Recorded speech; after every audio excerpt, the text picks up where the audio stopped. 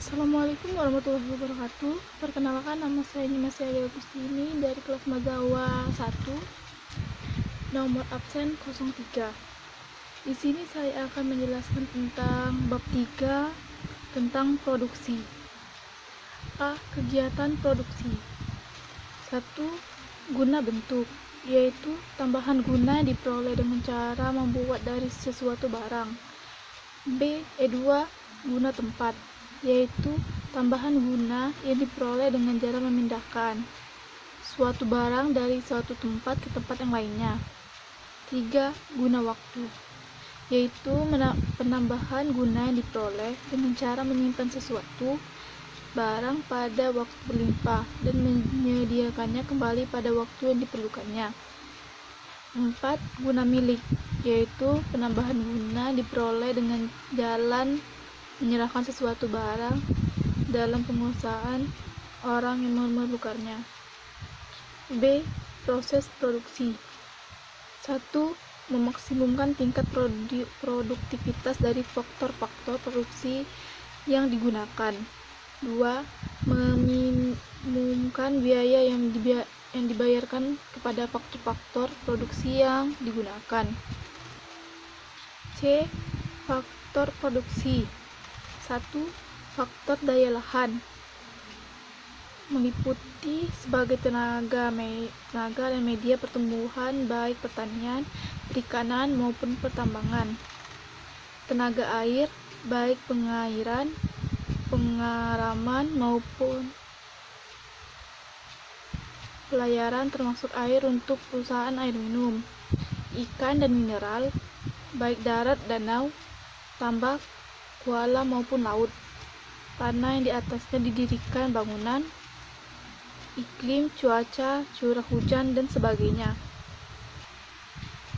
2. Sumber daya manusia.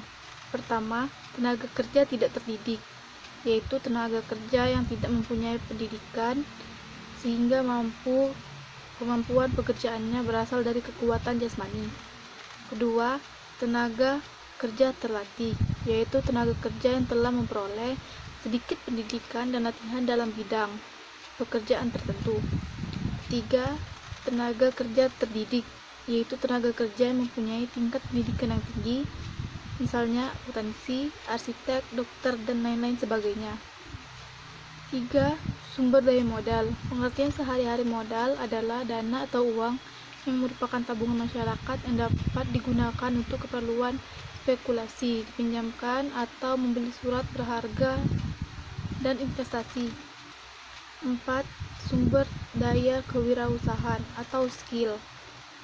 Kewirausahaan adalah kemampuan seseorang untuk menjalankan sesuatu perusahaan sehingga dapat berjalan efisien dan menguntungkan. D. Badan usaha. 1. Perusahaan swasta. Dari sudut yuridis, perusahaan swasta dibedakan menjadi 1.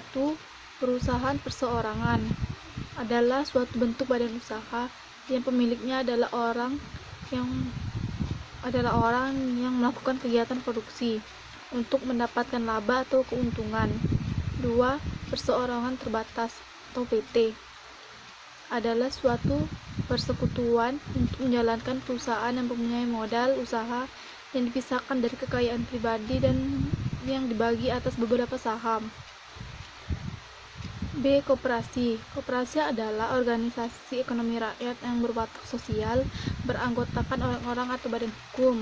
Pendiri koperasi sekurang-kurangnya 20 orang dan melalui rapat anggota yang dipilih pengurus koperasi. C. Perusahaan negara.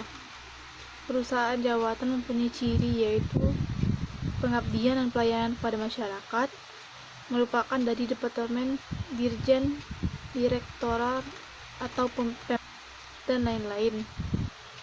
D. Perusahaan daerah. Perusahaan daerah adalah perusahaan yang sahamnya dimiliki Pemda. Perusahaan daerah bertujuan untuk mencari keuntungan yang didapat nantinya dapat dipakai untuk pembangunan daerah. Selesai presentasi saya akhiri dengan Assalamualaikum warahmatullahi wabarakatuh.